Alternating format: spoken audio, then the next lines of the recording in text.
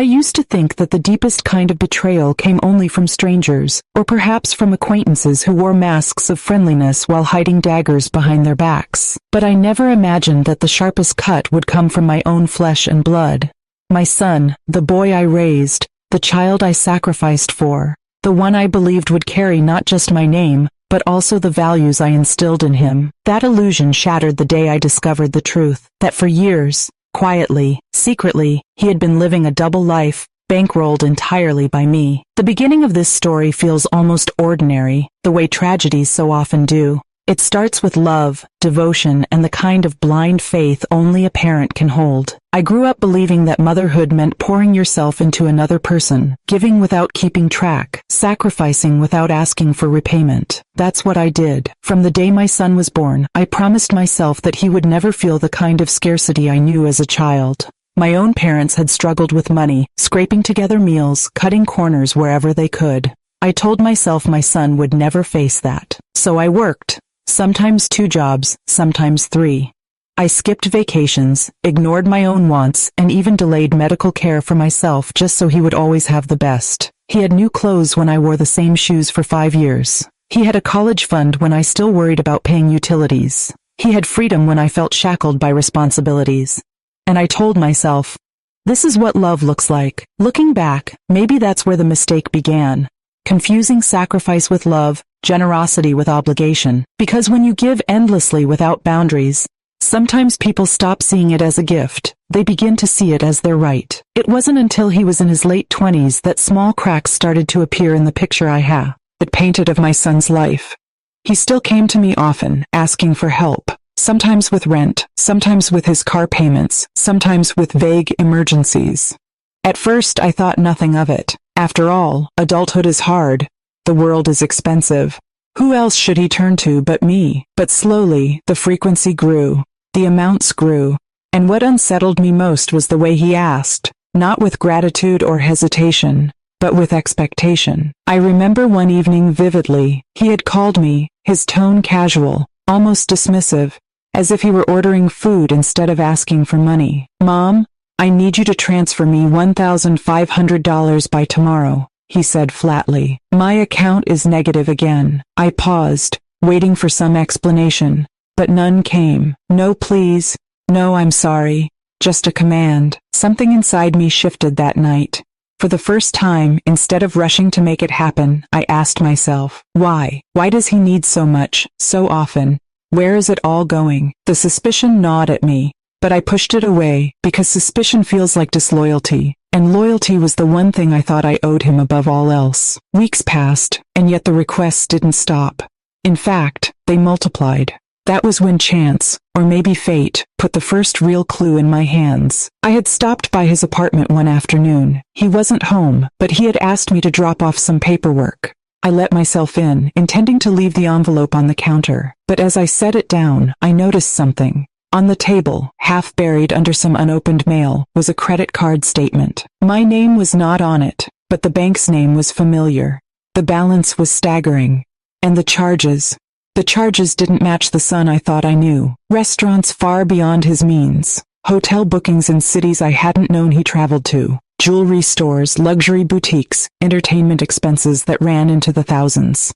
My first thought was, this can't be his. This must be a mistake. But as I looked closer, I saw patterns, dates and places that aligned with the very days he had asked me for money. The realization landed like a stone in my stomach. My son had been funding a lavish lifestyle, not with his own hard work, but with my sacrifices. My money, the very money I had set aside for him, for his future, had been diverted to bankroll a secret life I knew nothing about. When he finally walked in that evening, I tried to stay calm. I asked him, gently, about the charges, about the travel, about the jewelry. At first he brushed it off with laughter, telling me I must have misunderstood. But when I pressed, when I told him I had seen the statements, his face hardened, and instead of apology, what I received was defensiveness. "You don't understand, Mom," he snapped. "This is my life. I deserve this. You always said you'd support me." Support him. The word rang in my ears like a curse. Yes, I had promised support, but did support mean enabling recklessness? Did it mean draining myself dry so he could live in luxury while I lived in modest silence? I remember standing there feeling something break inside me. It wasn't just about the money. It was about respect, about truth, about the betrayal of trust between parent and child. He hadn't just lied to me. He had built an entire hidden life on the foundation of my sacrifices, and then had the audacity to act as if it were his right. That night, I lay awake replaying every moment of his childhood, every decision I had made to give instead of keep, every sacrifice I thought would build him into a better man. And I wondered, had I failed him? Or had he failed me? The next morning, I opened my bank app and stared at the automatic transfers I had set up to help him every month. And for the first time, my finger hovered over the cancel button. My heart pounded as if I were about to jump off a cliff. Canceling wasn't just about money. It was about cutting a lifeline, about setting a boundary I had never dared to set before. And yet, I pressed it. Cancel. I didn't know then what kind of storm that single act would unleash. I didn't know it would reveal even deeper secrets, darker truths about my son's choices, and would test the very core of what I believed about motherhood. But I knew one thing. I couldn't go back. That was the day my son's secret life started unraveling, and with it, the illusions I had clung to for far too long. After I canceled the transfers, I thought perhaps the silence would last for a while. I thought maybe he wouldn't even notice right away, or maybe, just maybe, he would take it as a sign to finally step into the life of responsibility I had always hoped for him. But I was wrong. He noticed immediately. The call came 2 days later, his voice sharp, urgent, carrying none of the warmth the son should have when speaking to his mother.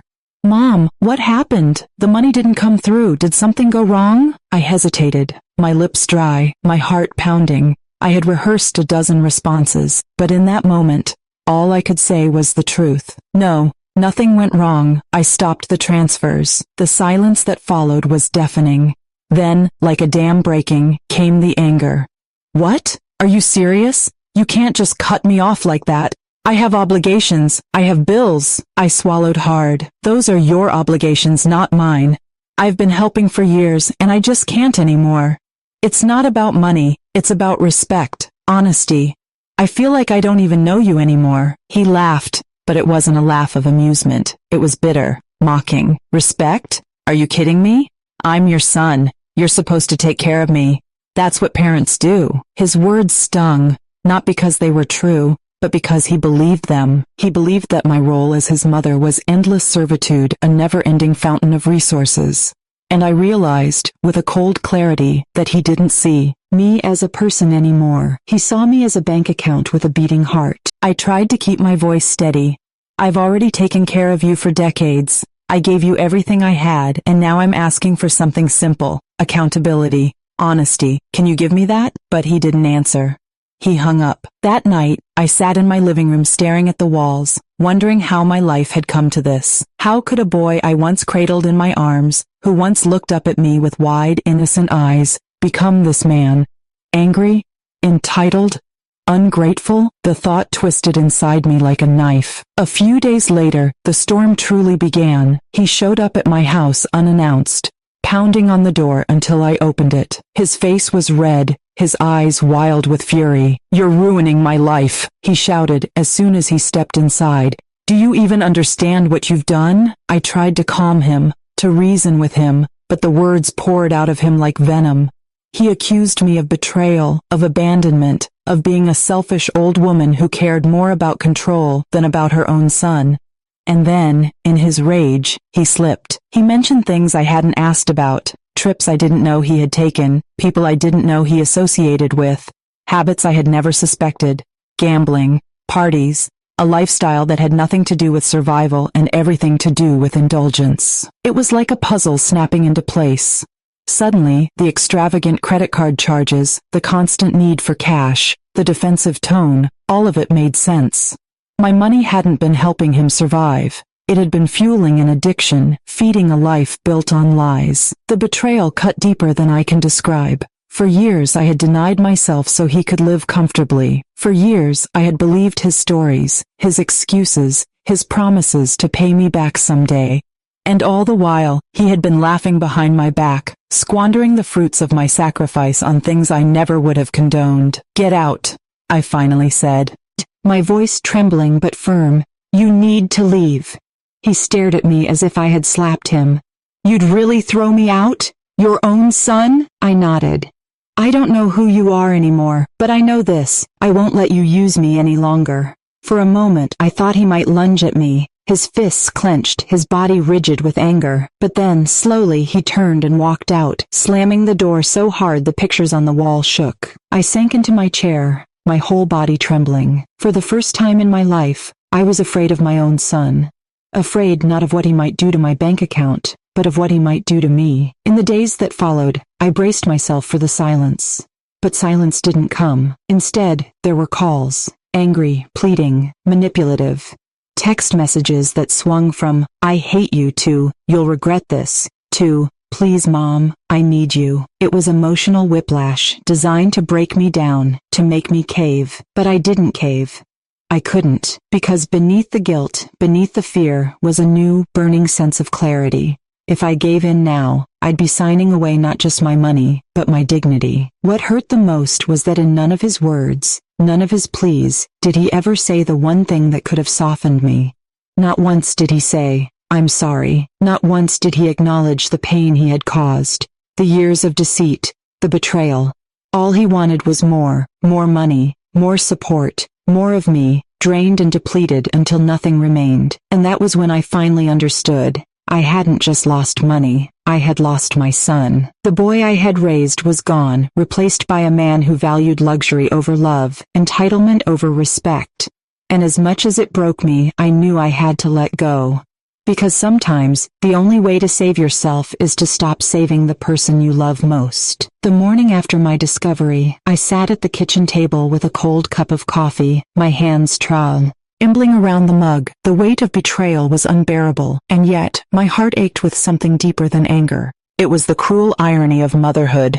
No matter how much your child wounds you, your love refuses to die. But my mind wouldn't stop replaying the bank statements, the receipts, the text messages I had scrolled through the night before. How had I missed it? How had I been so blind? He was living two lives, and I was funding it all. I picked up my phone more than once to call him, to scream, to demand answers.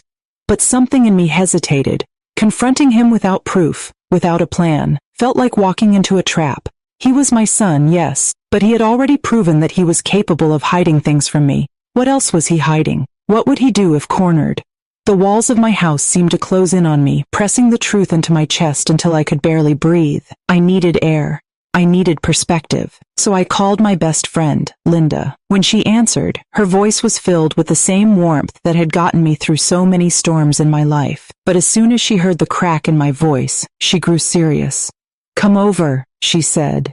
Now, I drove like a woman possessed. By the time I reached her house, I had rehearsed what I was going to say a dozen times. But when she opened the door and hugged me, the words tumbled out like broken glass. "He's been using me," I whispered, tears burning my eyes. "My son. My own son." Linda sat me down and listened as I poured everything out. The withdrawals, the hidden credit cards, the trips, the whispers of another life that I was unknowingly paying for. When I finally finished, she looked at me with a mix of pity and alarm. "You can't let this go," she said firmly. "This isn't just a mistake. This is manipulation.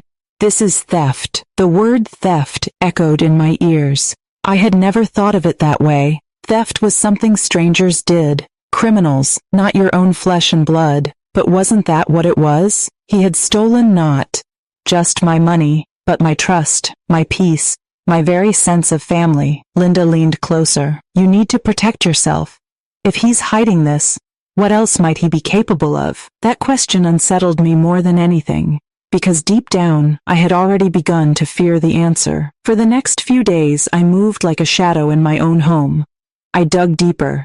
Bank accounts, insurance papers, investments. It was all laid bare before me like a crime scene, and every new discovery twisted the knife further. Hidden beneath layers of transactions, I uncovered payments I could hardly believe. Expensive hotel stays, luxury dinners, even jewelry that had never found its way into my hands. My son wasn't just bankrolling some casual indulgence. He was sustaining an entire secret life. But here's the thing that cut the deepest. He hadn't just lied to me. He had taken advantage of me. He had looked at me, his mother, the woman who raised him, sacrificed for him, loved him more than my own life. And he had seen not love, not family, but an opportunity to exploit. That realization shattered me. One evening, I sat alone in the dark, staring at the ceiling, trying to piece together what had gone wrong. Was it my fault? Had I loved him too much? Had I given too freely, so much that he thought my generosity was endless? I replayed every childhood memory, every scraped knee I kissed, every bedtime story I read, every moment I believed we were inseparable. Was it all a lie?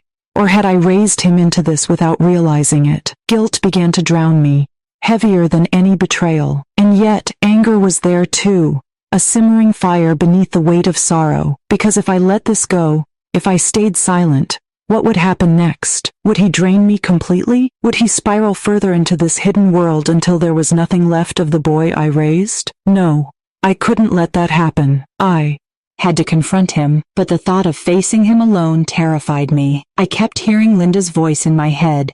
What else might he be capable of? So I started documenting everything. Every transaction, every receipt, every unexplained withdrawal. I built a case, like a prosecutor preparing for trial. This wasn't just about a confrontation anymore. This was about protecting myself, my future, and maybe, just maybe, saving him from himself. The night I decided to confront him, I didn't sleep. My heart pounded in my chest as I rehearsed the words. I would stay calm. I would demand answers. I would give him a chance to come clean. But in the pit of my stomach, I knew the truth. Once this conversation began, nothing between us would ever be the same again. The next day, I set the stage. I invited him over for dinner, something I hadn't done in a while. My hands shook as I chopped vegetables, not from the knife, but from the storm raging inside me. Every movement felt like preparation for a battle I never imagined I'd fight. A battle against my own son. When he arrived, his smile was easy, practiced. The same boyish grin that had melted my heart since the day he was born. He kissed me on the cheek, dropped his keys on the counter, and asked, "What's for dinner, Mom?" As if nothing in the world was wrong. But I saw him differently now. The mask, the charm, the effortless way he slipped into my home, all of it felt like a performance. We ate mostly in silence. I watched him, studied him, like I was seeing him for the very first time. I noticed how easily he reached for his phone between bites, how quickly he changed the subject when I tried to ask about work or his life. Finally, I put my fork down. My voice was steady, though my heart hammered in my chest. Where did the money go? His fork froze halfway to his mouth. What? You heard me, I said quietly. The withdrawals, the charges, the hotels, the jewelry, my money. Where did it go? The room went cold. His face shifted, just for a moment, before he forced a laugh. "Mom, what are you talking about? You must be mistaken." I pulled out the folder I had prepared. Bank statements, printed receipts, highlighted lines of evidence. I slid it across the table like a detective presenting proof to a suspect. "Don't lie to me," I said, my voice breaking. "Not anymore." He stared at the papers, his jaw tightening. For a long moment he said nothing. Then he leaned back in his chair, exhaled slowly, and looked at me with eyes I barely recognized. "You weren't supposed to find out." Those words sliced through me like a blade.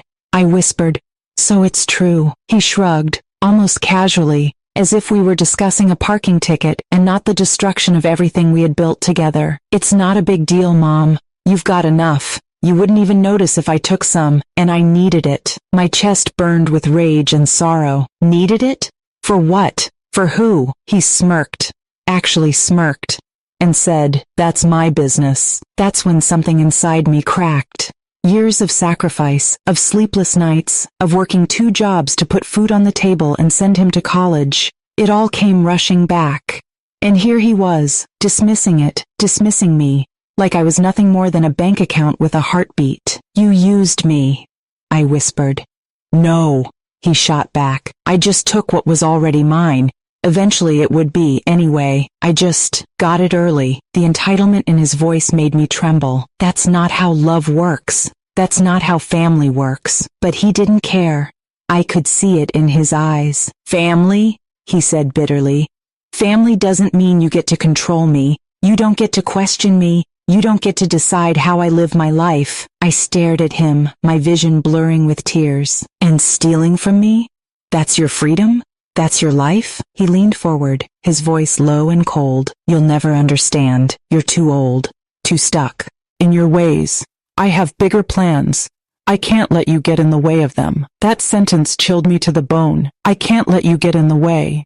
It didn't sound like a son talking to his mother. It sounded like a stranger issuing a warning. For the first time in my life, I was afraid of him. I pushed my chair back and stood, my hands trembling. Get out, I said. His expression hardened. He opened his mouth to speak, but I cut him off. Get out. Now. He glared at me for a long, tense moment, then grabbed his keys and stormed out, slamming the door so hard the walls shook. The silence that followed was unbearable.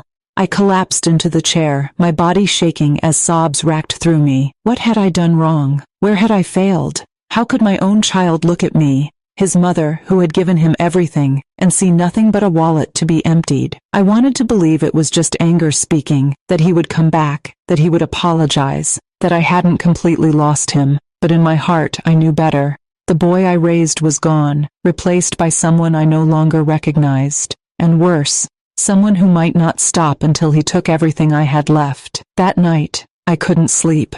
Every creak of the house felt like an intrusion, every shadow a threat. I kept replaying his words. I just took what was already mine. That wasn't my son speaking. That was greed. That was entitlement. That was someone who had erased the meaning of love. I sat in my living room until sunrise, staring at the bank folder, wondering how deep the betrayal went. My body was in the chair, but my mind wandered to every birthday cake, every scraped knee, every school play I had cheered from the front row. I remembered the look on his face when I surprised him with his first bicycle, the tears when he left for college, the pride in his eyes when he got his first job.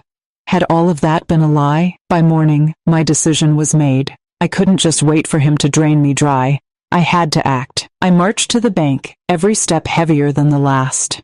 The teller greeted me kindly, but I kept my voice sharp, controlled. I requested freezes, withdrawals, protections. I set up alerts, canceled transfers, locked down every account. Each signature I scribbled felt like I was carving away at the last pieces of trust I had left in this world. When it was done, I felt both lighter and unbearably heavy.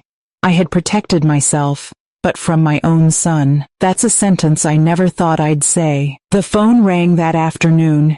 His name lit up the screen. My stomach flipped, but I answered. Why can't I access the account?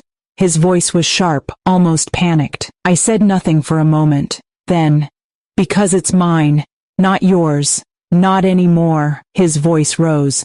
What the hell, Mom? You can't do this. You're ruining everything. I clenched the phone tighter.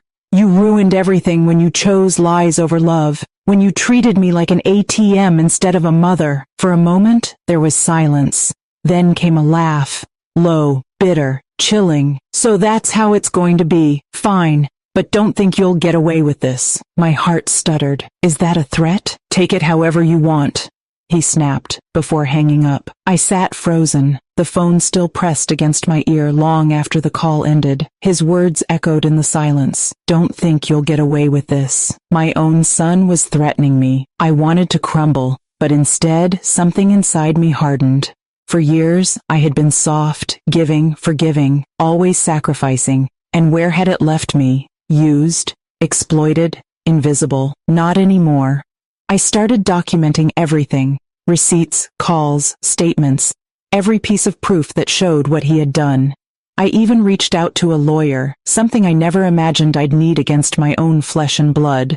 But betrayal doesn't wait for you to be ready. 2 nights later, I woke to noises outside my window. At first, I thought it was a stray animal, but then I heard the unmistakable sound of a key in the lock. My blood ran cold. I grabbed the phone, my hands shaking, and dialed before I even thought it through.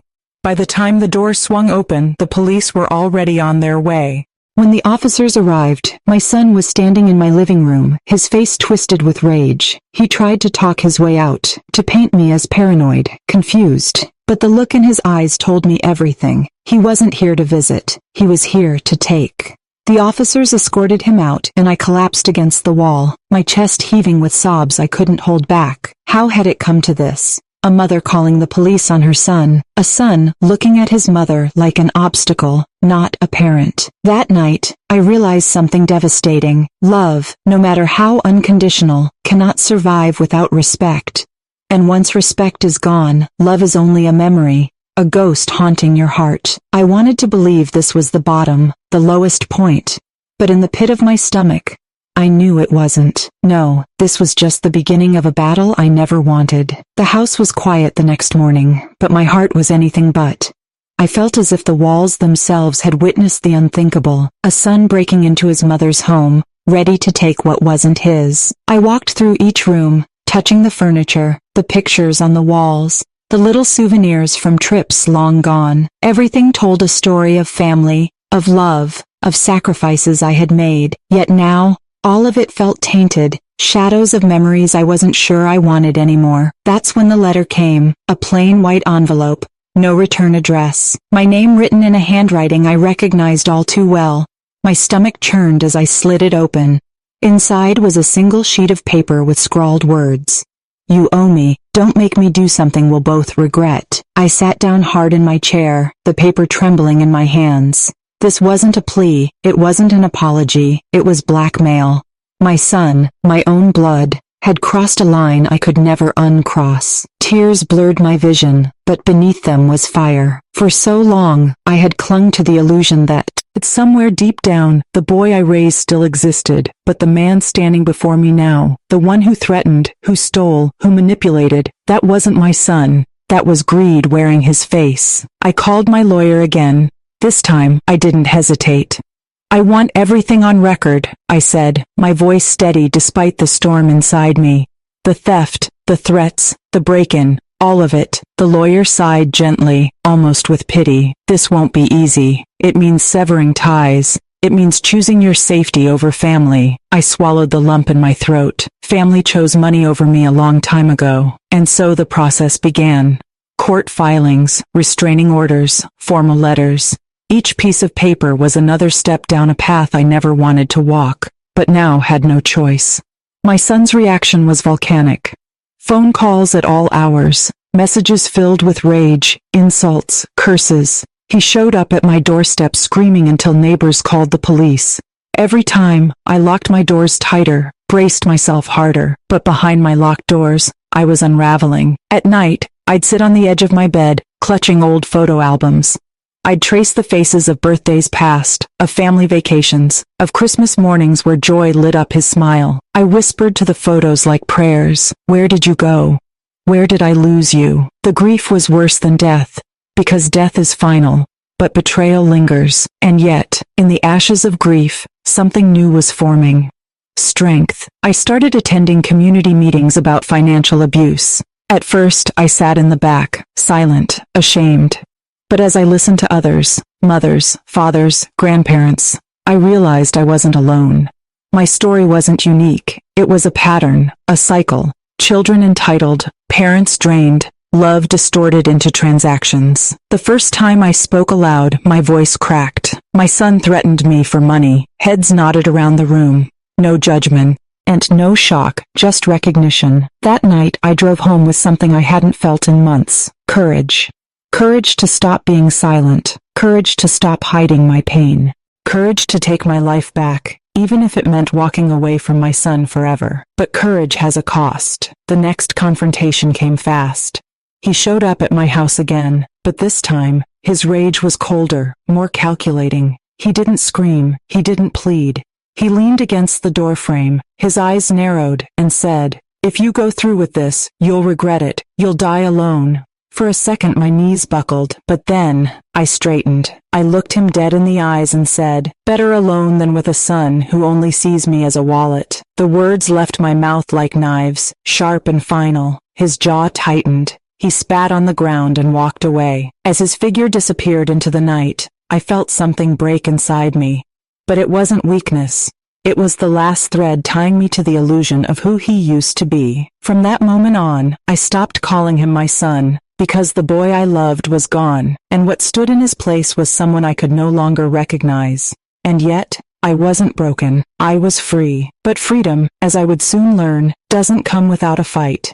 And mine was only just beginning. The weeks that followed felt like walking a tightrope.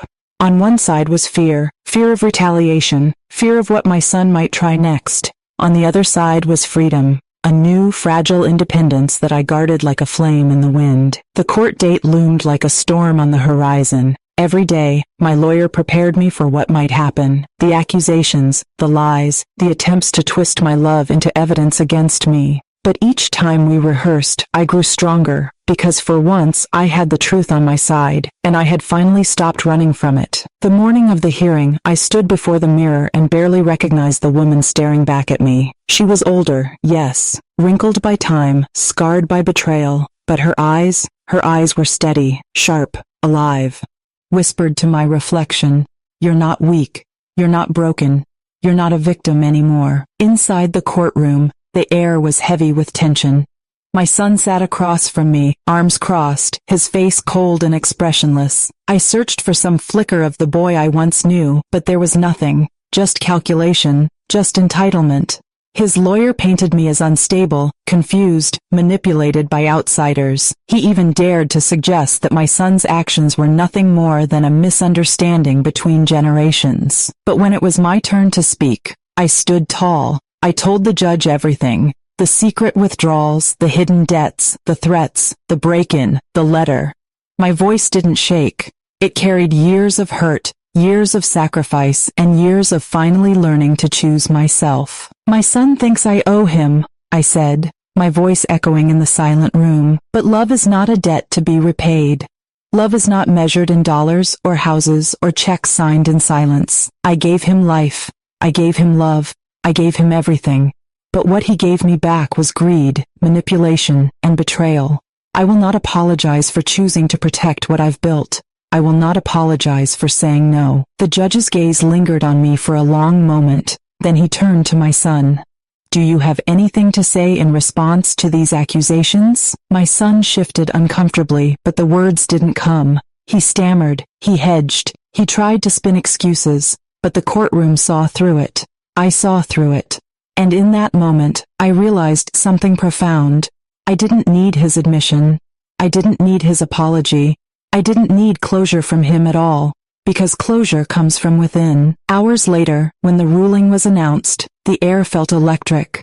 The court denied his claims entirely. My assets were mine to control, my autonomy, my dignity, my future, restored. I had won, but as I walked out of that courtroom, it didn't feel like victory in the way I once imagined. There was no joy in defeating your own child, no triumph in cutting ties with the person you brought into this world. What I felt was relief. Relief that I had survived. Relief that I had finally stood up for myself. Relief that I could finally look forward without fear. That night, my closest friends gathered in my home. We shared dinner, laughter, and a toast to resilience. "You didn't just protect your money," one of them said, raising her glass. "You protected your soul," and she was right. In the months that followed, I began to rebuild my life. I joined a book club, started painting again, even traveled to places I had only ever dreamed of. With every step, I reclaimed the pieces of myself that had been buried under years of giving without receiving. My son never called. He never wrote. Occasionally, I heard whispers from mutual acquaintances about his struggles, his bitterness, his blame, but I no longer carried the weight of it. His choices were his. My life was mine, and one evening, as the sun dipped below the horizon, painting the sky in gold and crimson, I sat on my balcony with a cup of tea and finally allowed myself to breathe. I thought about the woman I had been, the mother who thought she had to buy love, the parent who kept giving even as her soul was drained dry. That woman was gone. In her place stood someone stronger, someone who knew that love without respect is nothing more than chains disguised as affection. And if there's one lesson my story can leave you with, it's this: protect your heart, protect your worth, protect your dignity, because if you don't, no one else will. So now, I turn to you, the ones listening, the ones who stayed with me through this painful truth. If you were in my place, what would you have done? Would you have kept giving, hoping for change, or would you have taken back your power like I did? Tell me in the comments. I want to hear your voices, your experiences, your truths. And if my story touched you, if it opened your eyes or VU strength, please like this video, share it with someone who needs to hear that it's never too late to choose yourself. Subscribe to this channel for more stories like mine, real stories of betrayal, resilience, and the courage it takes to rebuild. Because maybe, just maybe, the story you need next will be waiting here for you.